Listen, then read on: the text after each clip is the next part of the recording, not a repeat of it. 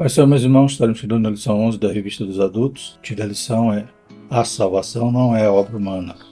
Um trimestre em defesa da fé cristã, combatendo as antigas heresias que se apresentam com nova aparência. A revista é comentada pelo pastor Ezequias Soares. Então, falando sobre essas verdades fundamentais a respeito da nossa fé, hoje vamos falar a respeito da soterologia, ou seja, da doutrina da salvação.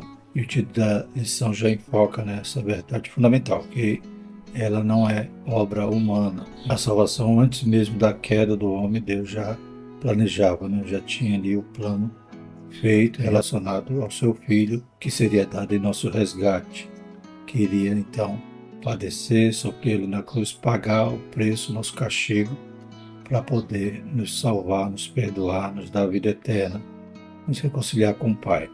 Então, tudo isso é uma obra de Deus. Glórias a Deus. Nossa parte é receber pela fé o presente, o dom gratuito. Mesmo esta fé, mesmo esse livre-arbítrio, como já estudamos em lições passadas, naturalmente é corrompido pela natureza humana, carece então do Espírito Santo para nos convencer do pecado, da justiça e do juízo. Então a nossa parte é só aceitar, mas mesmo assim Deus providenciou tudo. Providenciou pagamento do preço, do nosso resgate, pagamento da nossa pena, o salário do pecado é a morte. Ele então troca a nossa condenação à morte pelo dom gratuito que é a vida eterna. Louvado seja o Senhor. Ele ainda derrama a sua graça em nós, nos convencendo do nosso pecado, da nossa justiça e juízo, e pela fé nós agora, vivificada, uma vez alcançada pela graça preveniente, nasce, vem pelo ouvir a palavra de Deus, e nós estendemos as mãos para receber o presente.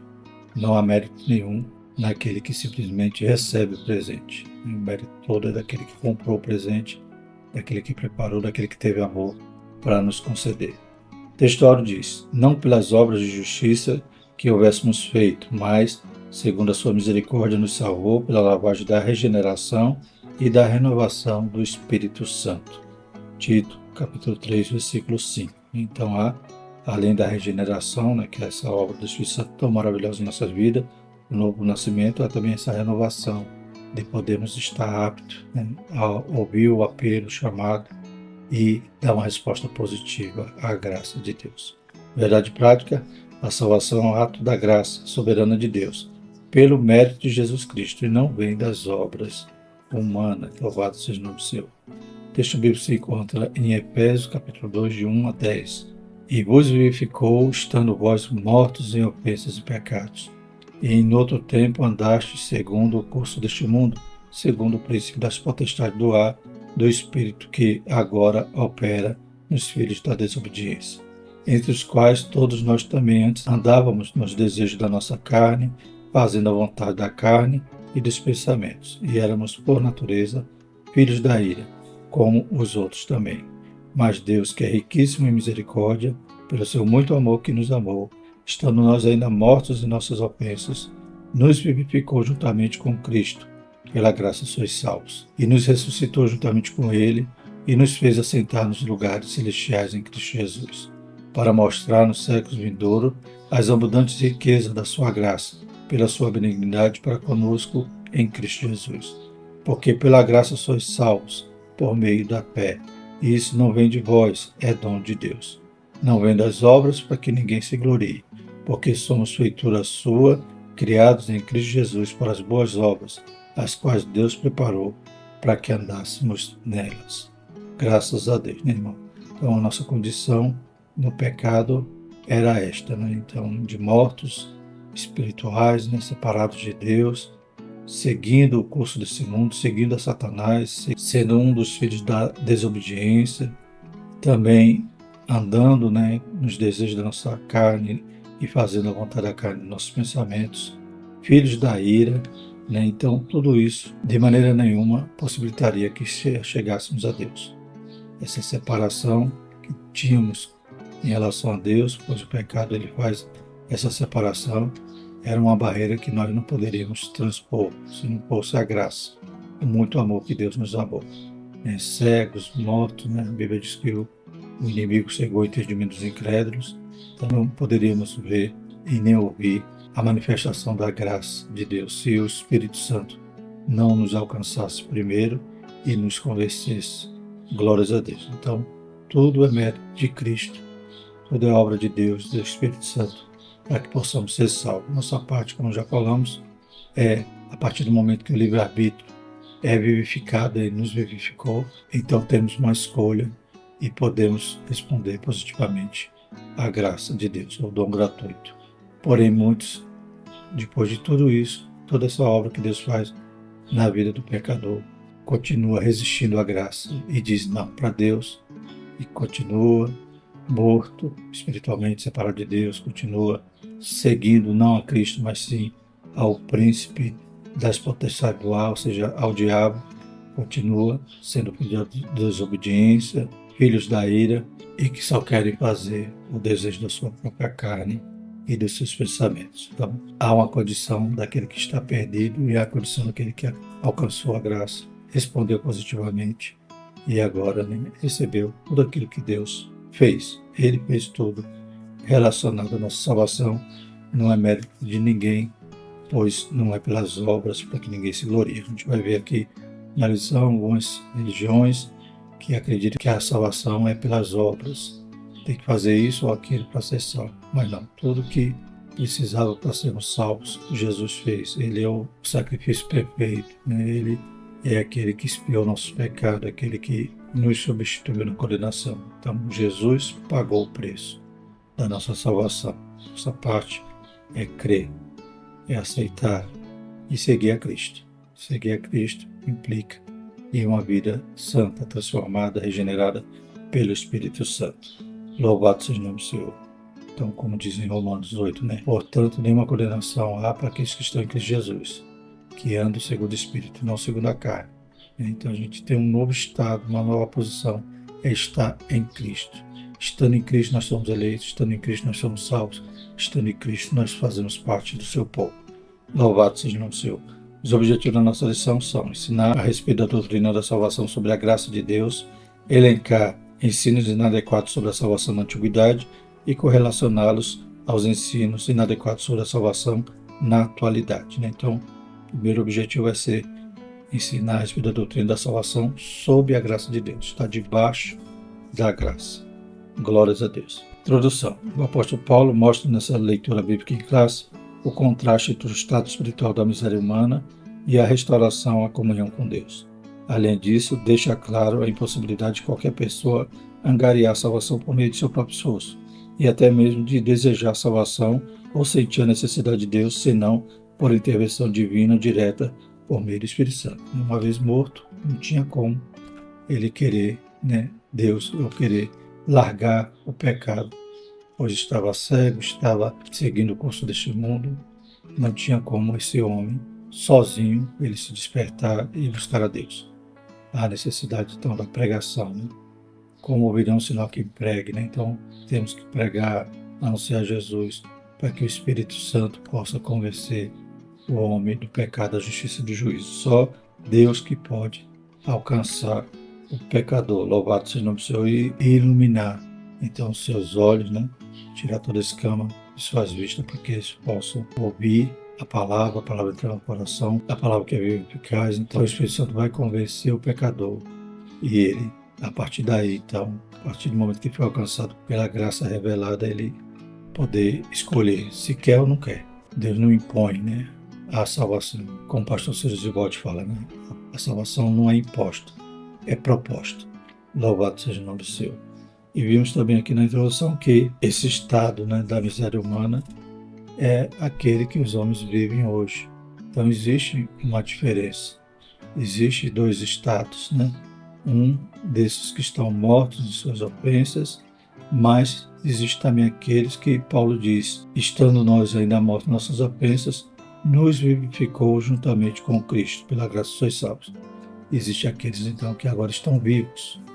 Glórias a Deus. E o que é necessário para isso? Crer no Senhor Jesus Cristo. Aleluia.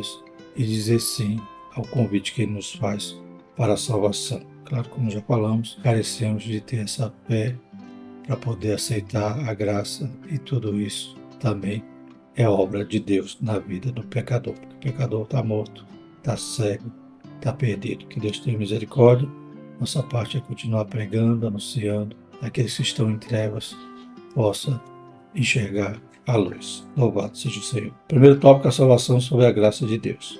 Primeiro subtópico, a descrição do estado espiritual humano. O relato da condição pecaminosa da natureza humana confirma a extensão da corrupção do gênero humano, estudado na lição anterior. Então, na lição anterior a gente falou sobre o pecado, sobre essa condição, a nossa natureza, que é de Adão, corrompida, que leva o homem a esse estado de miséria espiritual. O apóstolo emprega algumas expressões para reforçar a dura realidade do pecado.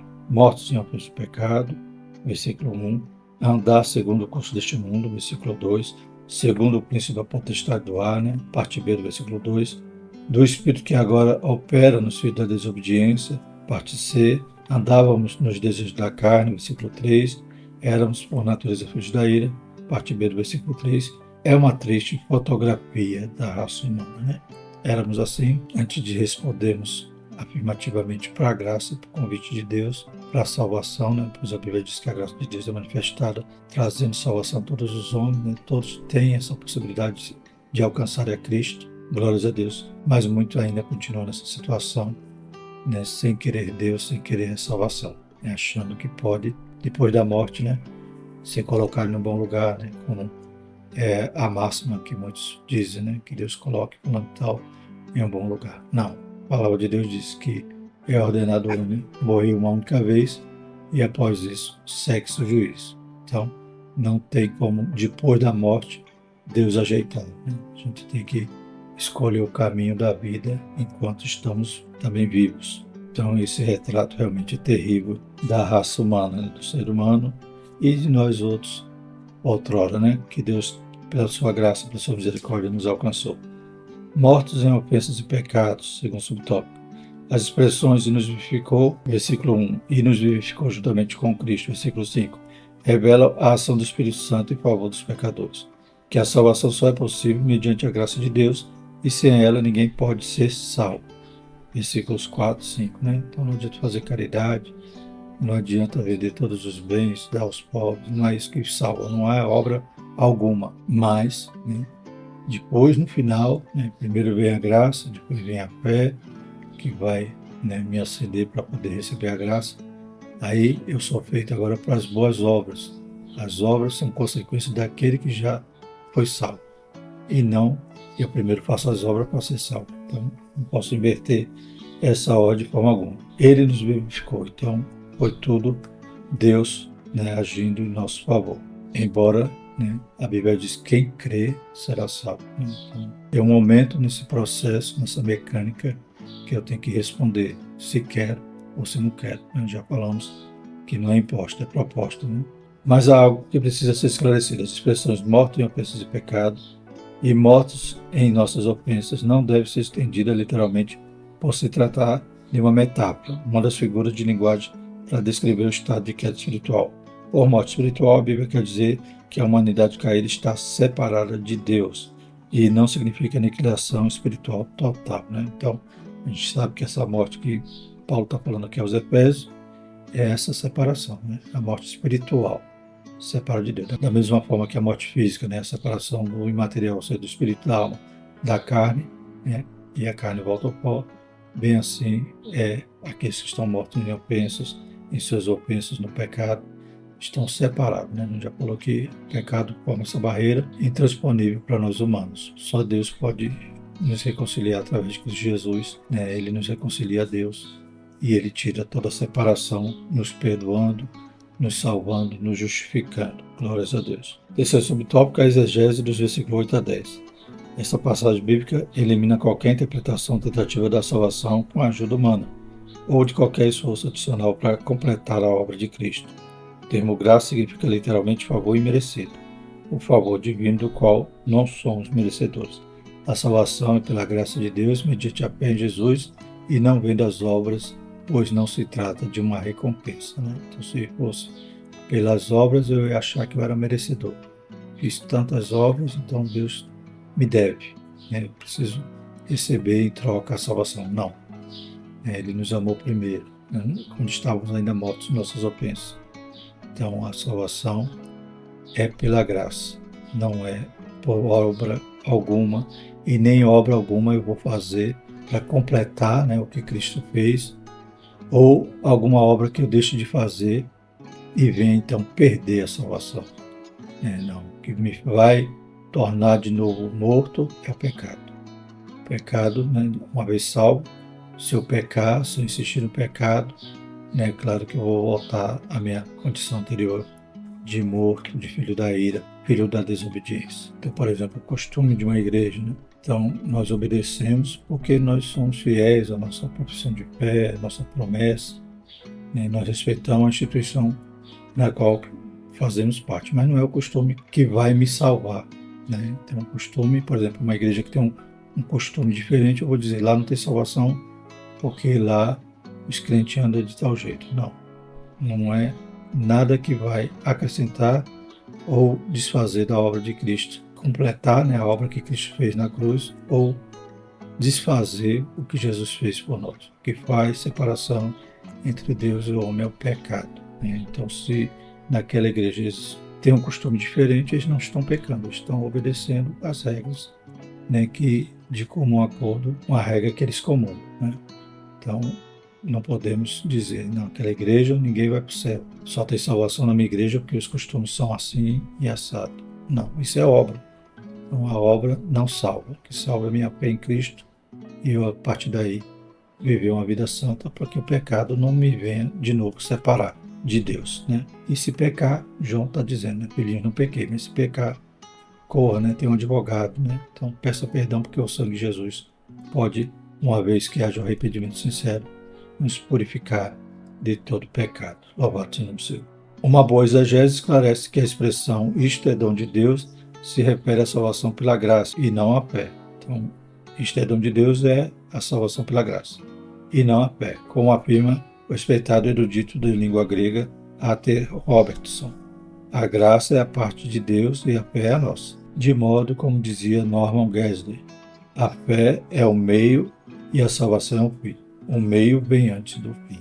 Então, primeiro a graça, depois a fé, e depois somos feitos pelas boas obras. Mas essa fé, né, vai ser mediante, né, o Espírito Santo nos convencer e a partir daí a gente crer e entender que é pecador e que precisa de Jesus. Louvado seja o Senhor.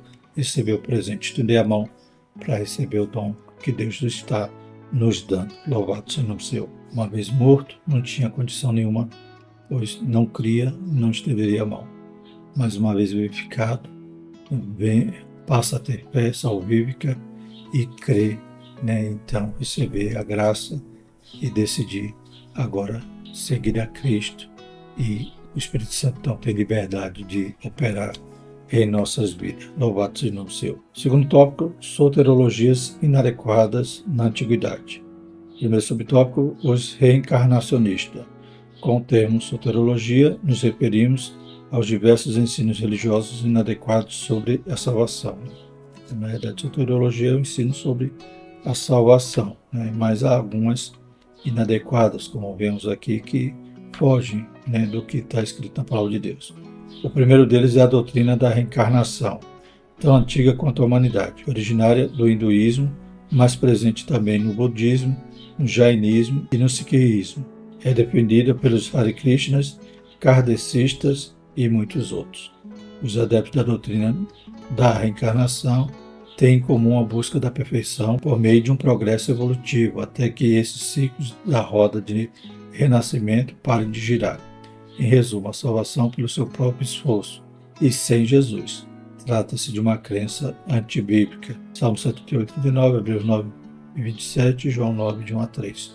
Então, isso ensina que o homem morre e reencarna em outro corpo, às vezes até em um animal ou numa planta, como algumas dessas religiões aqui.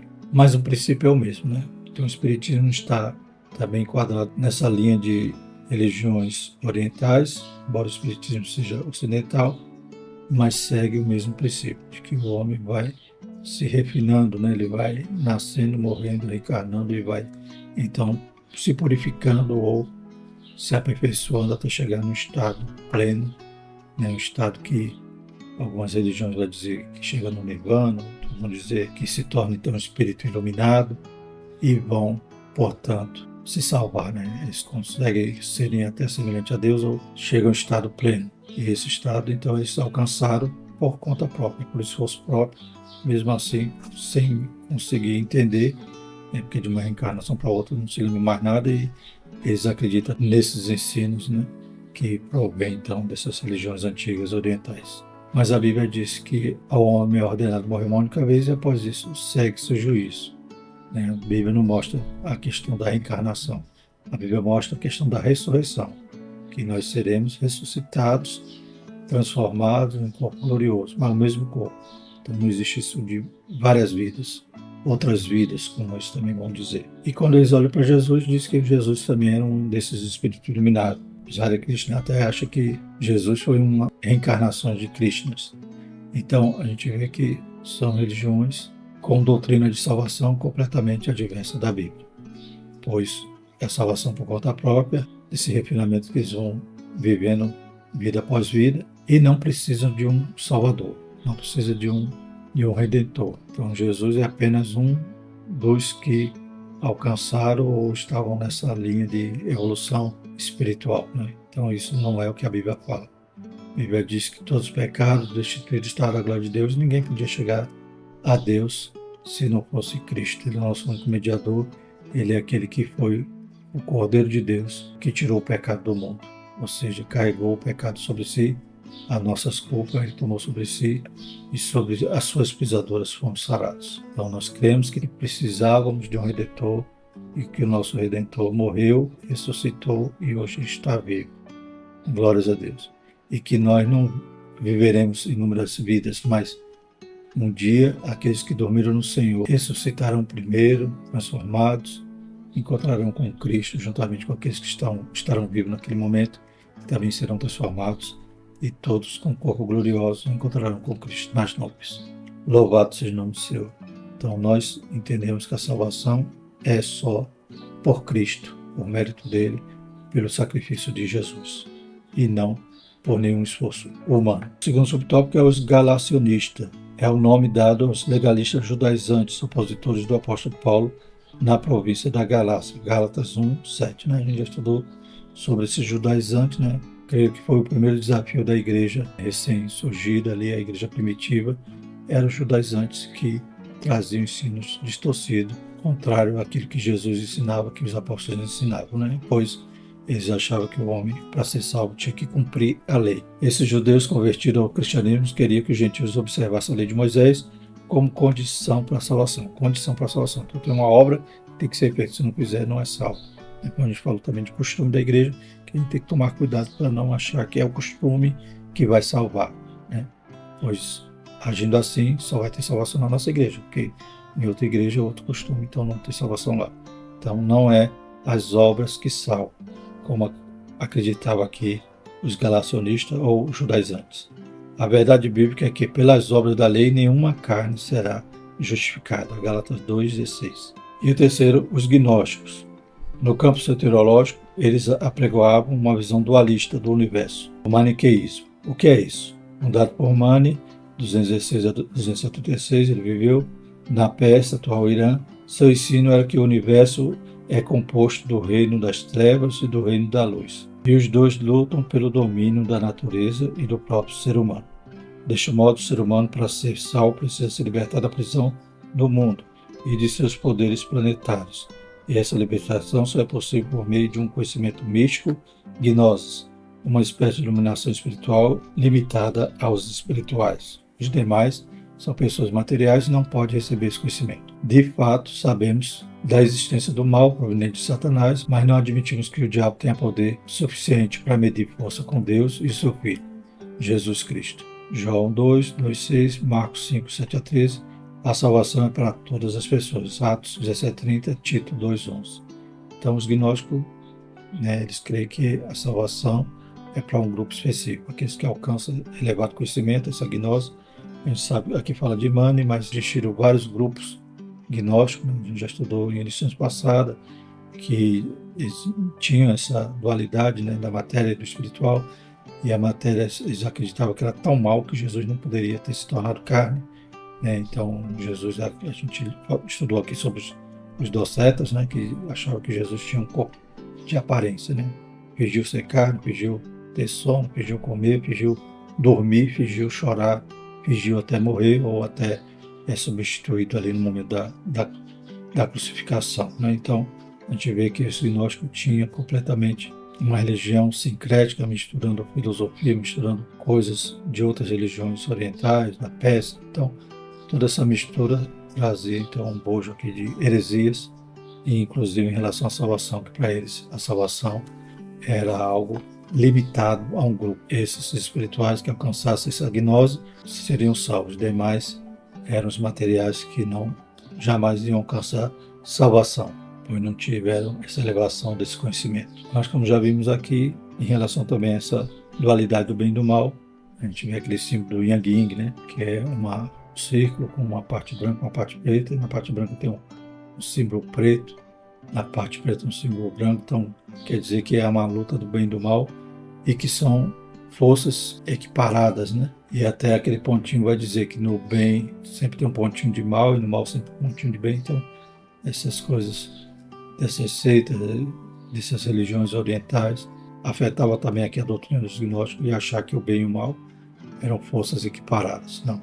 Satanás, ele está furioso, né? Está como leão, buscando quem possa tragar, mas ele não tem todo o poder. É apenas uma criatura e o tempo dele já está decretado, sua sentença também, porque Deus é onipotente e Satanás é apenas uma criatura. Então não existe essa dualidade que devamos nos preocupar, mas sim um Deus justo, santo, todo-poderoso, onisciente, onipresente, aleluia, subsistente em três pessoas, o Pai, o Filho e o Espírito Santo, com todos esses atributos. Satanás é só uma criatura e não tem como se comparar com Deus. E o terceiro tópico vai falar sobre as soteriologias inadequadas de hoje. Então, vimos no passado a respeito do que eles achavam sobre salvação. Essas religiões reencarnacionistas, e até hoje o Espiritismo, e vimos aqui os legalistas, achando que as obras salvam, e os gnósticos, achando que era esse conhecimento ou que a salvação era destinada a um grupo específico. Não. Em Atos 17:30 diz: mas Deus, não tendo em conta os tempos da ignorância, anuncia agora a todos os homens, em todo lugar, que se arrependem. Então, a salvação é para todos, aqueles que se arrependem, aqueles que creem, né? Louvado seja o Senhor. Tito 2:11 diz: porque a graça de Deus se há manifestado, trazendo salvação a todos os homens. Então, a salvação não é para um grupo específico, mas todo aquele que crê, né? Deus amou de tal maneira que deu seu Filho unigênito para que todo aquele que nele crê não pereça, mas tenha a vida eterna. Então vamos falar sobre as soteriologias inadequadas de hoje. Primeiro subtópico, o islamismo. Segundo essa religião, se as boas ações superarem as más, tal pessoa irá para o paraíso. O Corão, Sura 13, versículo 22 e 23. Eles ensinam ainda que Alá não ama os pecadores, mas somente os piedosos. Alá não ama os agressores. Alá não ama nenhum ingrato pecador. O Corão 2, verso 190 e 276. Né? Essa é uma das 24 vezes que o Corão afirma que Alá não ama os pecadores. Na concepção dos islâmicos, não há necessidade de expiação. Logo, não existe salvação como no sistema cristão. A salvação no contexto deles é por mérito, pelas obras. Mas à luz da Bíblia, o pecador recebe a vida eterna a partir do momento que passa a crer no coração que Deus ressuscitou Jesus dentre os mortos e confessa publicamente o nome de Jesus. Romanos 10, 9 a 10. Então, para o islamismo, é pelas obras, né? As obras boas têm que exceder as mais e eles não precisam, então, do expiador, de uma expiação, né? Daquele que morreu em nosso lugar, ainda em ofensa. Pois o Deus deles, né? Alá não ama os pecadores. Né? Alguns às vezes querem dizer, não, Alá é o mesmo Deus. A gente vê diferenças. Né? Então, o Alcorão vai representar um Deus diferente do Deus da Bíblia. Pois o Deus da Bíblia ama o pecador, né? Ama o mundo de tal maneira. Então, amou a todos e oferece a sua graça a todos. Né? Quem crê, como diz aqui em Romanos, o pecador recebe a vida eterna a partir do momento que passa a crer no coração que Deus ressuscitou Jesus entre os mortos e confessa publicamente o nome de Jesus. Então, essa parte é crer, né, mediante a fé receber o dom gratuito que é a graça. Louvado seja o Senhor, que é a salvação, que é a expiação. Jesus morrendo em nosso lugar por causa dos nossos pecados. Então, se a gente for esperar que as nossas obras boas superem as más, nunca vamos conseguir, porque as más sempre são abundantes, né? Só a graça de Deus para ser superabundante e cobrir o nosso pecado. Segundo subtópico, as testemunhas de Jeová. A salvação não está em Cristo, mas na organização religiosa delas, diferente do que ensina a Bíblia, João 14,6. Existem dois grupos de salvos. Um que tem direito ao céu, restrito aos 144.000, a classe dos ungidos, e outro grupo é a classe da grande multidão, que vai herdar a terra segundo a teologia do movimento. Seus teólogos ensinam que as testemunhas de Jeová, que pertencem à classe da grande multidão, não são os filhos de Deus, não pertencem a Cristo e não têm o Espírito Santo. Jesus não é mediador delas, nem tem esperança de salvação. A Bíblia nos ensina que não existe cristão sem o Espírito Santo, Romanos 8,9, e que, mas a todos quanto receberam, deu-lhe o poder de serem feitos filhos de Deus aos que creem no seu nome. Então a Bíblia mostra que todos podem alcançar o perdão e a salvação, né? E essa condição de se tornar filho de Deus. Mas os testemunhos de Jeová limitam o céu aos 144.000 e os demais herdam a terra, né? E ainda assim não são filhos de Deus, não pertencem a Cristo, não têm o Espírito Santo. Jesus não é mediador deles. Que confusão, né? Que coisa triste, né? Para aqueles que fazem parte da religião. Será que vocês estão disputando lugar para ver quem é os 144.000? Ou já tem uma plaquinha no céu dizendo lotação esgotada, né? Que Deus tenha misericórdia de ver que é completamente contrário ao que a palavra diz, né? E ainda mais, eles acreditam que só tem salvação na organização deles, né? Só quem está lá é salvo. Quem está fora não tem salvação. Qualquer denominação, seita, religião que disser que só tem salvação neles, a gente já sabe que está mentindo, que a salvação é em Cristo e não na igreja, não na placa da igreja, não da denominação. A Igreja Católica diz também que só tem salvação lá, né? E para ser salvo tem que cumprir os sacramentos. Então é pelas obras, né? Então o batismo é um sacramento. Se não tiver o batismo, não é salvo. Por isso que as crianças são batizadas logo cedo, porque se morrer pagão é prejudicial, né? A alma daquela criança. Então a gente vê que atribui o valor salvífico às obras e não a Jesus que morreu na cruz por todo pecador, né? Aquele ladrão que estava ao lado de Jesus, que ele malfeitou, Jesus disse que naquele mesmo dia ele ia estar no paraíso. Não teve mérito nenhum, como também nós não temos, não fez nenhuma obra, nenhum sacramento, não fez nenhuma obra, né? Embora nós somos salvos agora para fazer as boas obras, mas não deu tempo de nada disso. Instantaneamente, creu, foi salvo, a morrer, encontrou com o Senhor Jesus no paraíso. Glórias a Deus. E o terceiro subtópico, o mormonismo.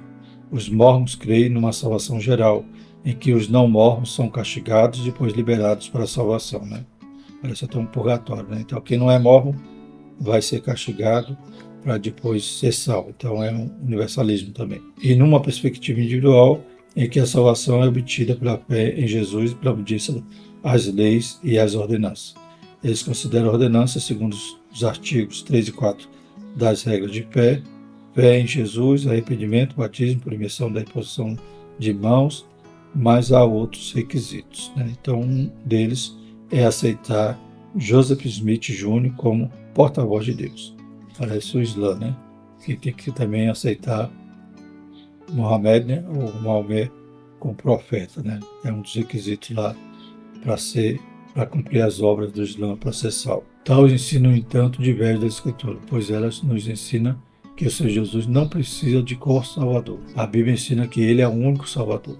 João 14,6, Atos 4,12, né? No alto nome, então, pelo qual os homens possam ser salvos, a não ser o nome de Jesus.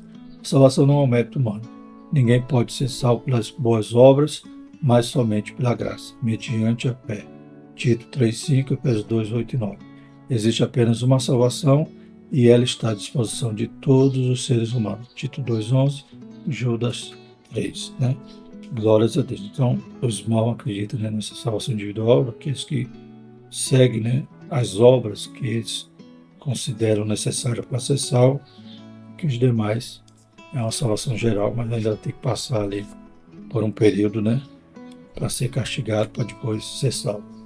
Então, mais uma vez, doutrinas ou heresias, né, que estão distantes da revelação da palavra de Deus, que mostra que a salvação é só por Jesus, não pelas obras, mediante a fé, mas é pela graça, e está disposta e proposta, né, a todos os homens. Louvado seja o Senhor para todo sempre. Então, aqui a gente não falou, né, de outras doutrinas soteriológicas, né, mas falamos das heresias, né, porque não podemos também dizer que o calvinismo é uma heresia, né, e o arminianismo é uma heresia. Né, ali são as questões secundárias em relação à dinâmica, à mecânica da salvação. Né, uns creem de um jeito, outros creem de outro. Mas em relação a que a salvação somente por Jesus, somente pela graça, não é pelas obras, isso nós comungamos, que é uma verdade fundamental da fé, por isso, né, somos irmãos, né, porque temos a mesma fundamento. Né? Alguns calvinistas talvez vão nos acusar injustamente, né, de ser pelagiano, mas isso é falta de conhecer a nossa doutrina. Mas aqui a gente só tratou então da questão de heresias, não da questão da mecânica da salvação, que seria uma outra lição. Concluindo, entendemos que somente pela graça é possível chegar-se a Deus, e isto é um ato soberano de sua graça e bondade. É a misericórdia divina que leva as pessoas ao arrependimento. Romanos 2,4. Graça não é mérito, e nem o ato de o pecador receber a dádiva divina se constitui mérito pessoal. Mas Deus disponibilizou a sua graça para todos os seres humanos, e não para uns poucos escolhidos. A Bíblia ensina que a salvação é para todos. Né? Então, receber a graça não é mérito.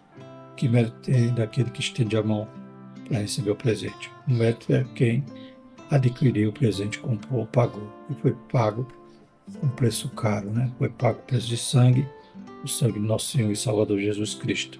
Então, não há mérito nenhum em crer. Né? É apenas uma resposta positiva a partir do momento que somos vivificados pelo Espírito Santo e optamos se queremos ou não a graça de Deus. Louvado seja o Senhor por você. Mas até para chegar aí, precisou do Espírito Santo agir na vida do pecador. Glórias a Deus. Então, todo mérito, toda honra, toda glória, aleluia, todo louvor só pertence ao nosso Senhor. Graças a Deus. Próxima lição, a igreja tem uma natureza organizacional. Então, vamos falar de mais um tema fundamental, né, que estaremos entendendo a respeito desse corpo, né, do corpo de Cristo, que é a igreja invisível, mas também existe a igreja local. Louvado seja o nome do Senhor. Graças a Deus, vamos orar a Deus e agradecer por essa lição. Maravilhoso Deus, te louvamos, Pai, pela Tua palavra, pela Tua salvação graciosa, Pai. O Senhor nos alcançou, nos concedeu, nos amando, Pai, ainda em nossas ofensas e nosso pecado.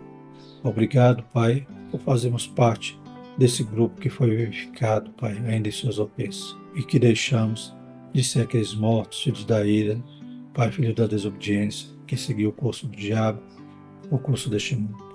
Nos ajuda a ficar firme, que Teu Espírito possa, Pai, aleluia, a cada dia, aleluia, nos renovar, nos fortalecer, nos acrescentar a fé, para estarmos firmes e constantes até o dia maravilhoso de encontrarmos com Cristo.